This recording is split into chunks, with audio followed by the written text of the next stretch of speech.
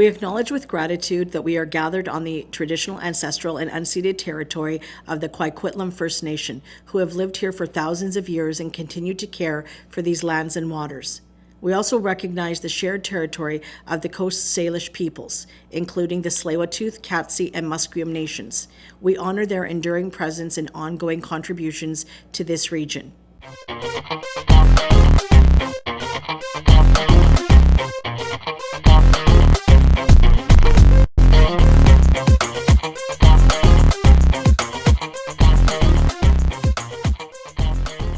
Welcome to Faces Tri-Cities interview series. I'm Genevieve Kyle-Lefebvre. And I'm Cathy. Faces Tri-Cities is a co-authored book featuring 50 amazing local women. And today we are sitting with Sharley Neill from the co-authoring book Faces Tri-Cities. It's amazing to have you with us. Welcome, Sharley. Thank you for having me. First question, let's go for it, right, Cathy? Dive right in. So what inspired you to get involved in this local initiative? So why did you want to become a co-author? It's a women's group. You know, I've always been a bit of a tomboy. I've never really been the girl's girl. And so it was an opportunity to join a bunch of women and be inspired. Who doesn't want to be inspired? Mm-hmm. So I had a friend who is also a part of this group, and she kind of grabbed me by the scruff of the neck. And tell me, who is this person? Natasha Bruce. Natasha, I invited you, right? Yes. So Thank you, Natasha. Yeah. I was going to say, let's give her a shout out. Absolutely, yeah. Yeah, so that was the beginning. So she said, "Oh, I'm involved in this book. You need to be part of it." All that. I immediately because we don't know you, and that is one of the great things. Is this book? Maybe we have 2 or 3 friends in the book. Mm-hmm. I mean, we like to say we have lots of friends, but a lot of the people we never knew. People are just signing up, and I'm like, "Oh, do you know this person? No. Do you know this person? No." I'm like, "Okay, great. We've got another person that wants to join our book now."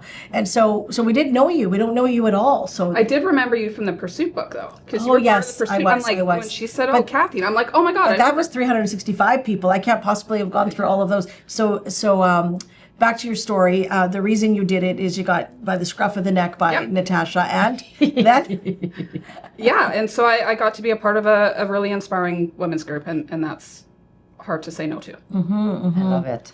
And what do you think the impact does by sharing your story that it has on the Tri-Cities community? Because you have a very unique story from all the other ladies, and we're going to go into that a little bit more. And yours is more personal, and it's more family roots. You know, so tell me why you decided to write about that, and how do you think what impact it has in the Tri-Cities?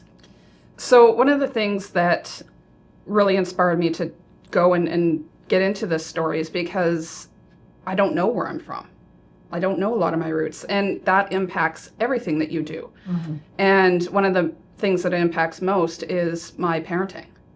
And I had a personal family sort of fallout, and I had to really sort of look inward and see what my responsibilities and my contribution to that fallout was. And part of the journey was to go back and figure out the missing pieces so that I could own it. And so, I'm kind of hoping by sharing this story, other people can look at me and say, okay, she's gone through it. That's what she did. Maybe this is what I need to do too. Mm-hmm. So it does being part of a co-authoring book help? How does it help make a difference altogether? I want to inspire.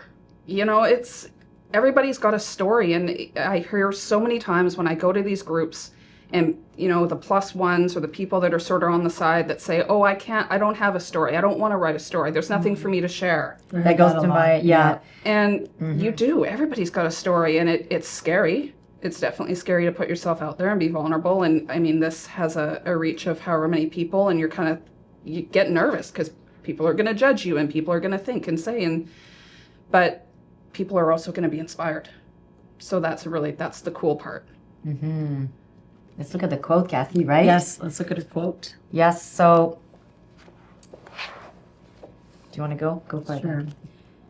Life shrinks or expands according to one's courage. Ananin. Mm-hmm. Mm-hmm. So when you wrote that, when you found this quote and it resonated with you, what does it mean to you? You have to be brave. Doing this allows me to network. It allows me to expand business-wise and personal-wise, and again to reach people that I haven't even met. And I think I want to show the book. Yes. I think when you step out of your own way, you find courage to do more things that are scary, and your world just gets bigger. Yeah, I mean, doing things out of your comfort zone is the way that you're going to grow. Yeah. That's for sure. So without saying the full story, Right. tell us a little bit, like, and you did touch on a little bit, but let's go a little further. What about this story, and why did you choose to actually talk about this story? So for the last year, I've been researching my biological family. I was adopted at 5. I lived with my birth mother until I was 5, and then I was removed by the government. So I got adopted into a family of 3 other kids, but all 4 of us are adopted from different families. So we've all kind of gone on our own biological family journey. And so I kind of looked at the rest of my family and wanted those same answers. And so I decided to start researching, and I've kind of gone down the rabbit hole of that. Yeah. Beautiful. And I'm sure other people out there have the same experience, right? And some people wants to know those roots and some other people don't. Like, and it's okay, right? Yeah. Yeah, amazing. Yeah. And recently, like, did your bio mom just pass away? No, 94. No, oh, 94. 94, Wow, Yeah. a long She time actually ago. passed away in the Balmoral Hotel. Oh my gosh. Oh, So there was a little piece of Vancouver history there that I stumbled upon that I wasn't sure whether I should be happy or sad, or it was very mixed emotions to know that. But yeah, we all have a few roadblocks, and hopefully I'm clearing some. good. Yeah. By sharing, we do get to let go. What message do you hope young women in the Tri-Cities take from your story? You can do it. That's what I want women to do. I want them to sort of stare at themselves in the mirror and be like, I can do it. Because it's easy for us to have a dialogue around what we can't do. And I think it's very easy, given our conditioning and some of our messaging that we give ourselves, that we're supposed to just be housewives, or we're supposed to just be whoever, whatever your, maybe it's cultural, maybe it's gender roles. But I think all women can do it all. Absolutely. Now more on a civic, Oh, going back to more on civic few little thing. I'm curious. Are there any local causes, event, organization that you're passionate about and that you're supporting? I do a few things through my own business. I like to do food drives. I started my very first food drive through my company this last Christmas. I do backpack giveaways for somebody who needs a backpack when school starts. And I'm trying to join STORM, which is an outreach program for the unhoused. And yeah, I want to make my connections back to my community, because I remember being 5 and not having anything because my mom didn't have a lot. So I try to kind of lift up, because I remember what that feels like. I feel we need to unpack this here. She just said 3 big things. Like why don't you elaborate on the first one? You said you decided to do like food drives. What is that? Where do you do it? And So was it successful? How many people showed up? Tell us more. I have a cleaning and organizing business. And so I reached out. It was very last minute. I got inspired by another business owner who was also doing one, and she gave the challenge out. And so I took hold, and I went to my customers and said, I'm doing this food drive, and I am willing to do 30 minutes of extra free cleaning for a donation of food. And most of them actually just jumped on and said, you know what, I'll just give you the food. Oh, And so wow. I took a trunk full of, I filled up my car trunk and took it over to the food bank, and got to help some families this year. So I'm grateful for my people. And that was around Christmas, you Yeah. said?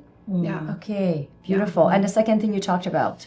I do backpack giveaways. So every year around the beginning of school, I go and I fill a backpack, and then I give it away to somebody that needs it. Somebody that's maybe low income, or doesn't even have to be low income. Maybe it's just somebody starting out in university or whatever it is. And what do you put in there? School supplies. Okay. So I'll go, School supplies. usually I'll go to, they have like lists at Yes. Staples Yep, or whatever. they do. I'll do that, or I'll just throw a bunch of stuff that I think a university student would need, and do it that way. And I was gonna Storm, say- and Storm was the last one. Yes, Yeah. and the last one. Sorry. Yeah. So STORM is just an outreach program that helps those in need. You know, it's to help those with that are unhomed. Is it a homelessness initiative? Yes. Yeah, okay. Yeah. Because you're using the word unhomed, which is a little different than what we normally say. So I was just wondering, are they in transition or? I've been taught that homeless is actually a derogatory word. Okay, well, thank you I love that. for educating me. Unhomed. Unhomed, okay, yes. Or yes. unhoused, whichever way you want to put it. Yeah.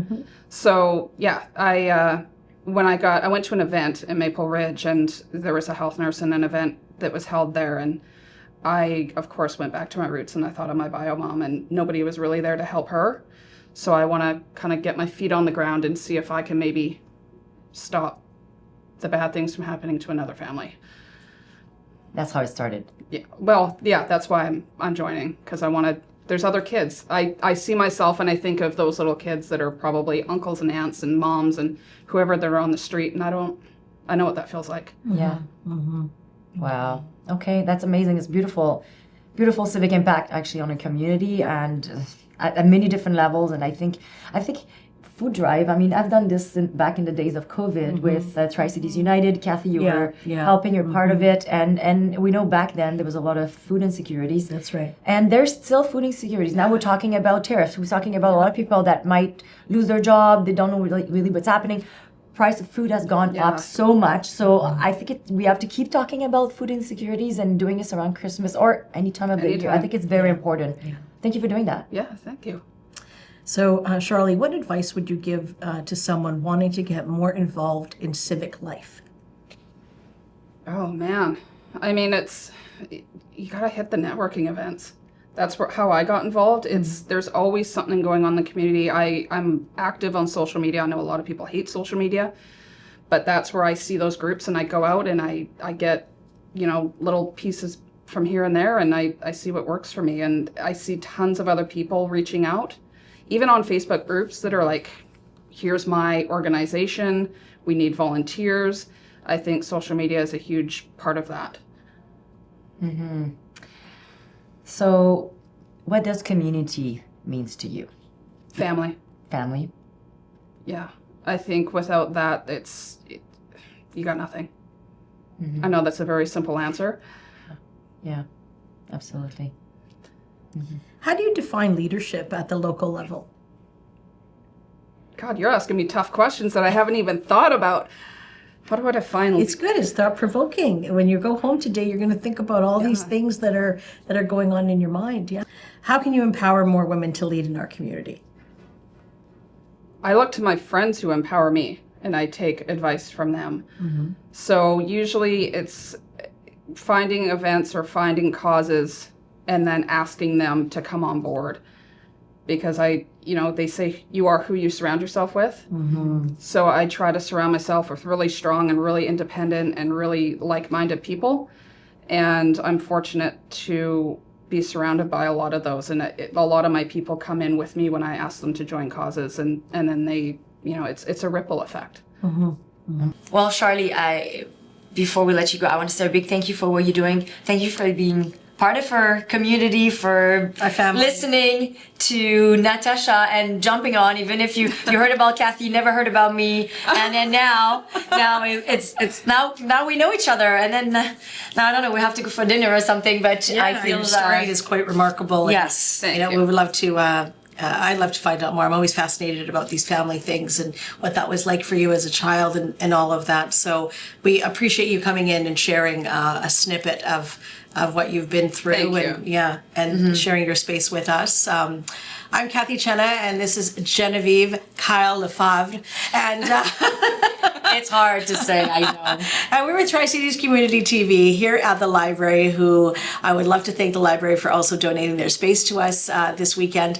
And we were speaking to Sharley Neill, who talks about her family roots, and she's looking for where she came from, and she's doing a darn good job at that. And I'm sure there's a lot more unfolding that needs to be done. But remember, when life shrinks or expands, it's according to one's courage. Thanks so much for watching. Until next time. Bye for now.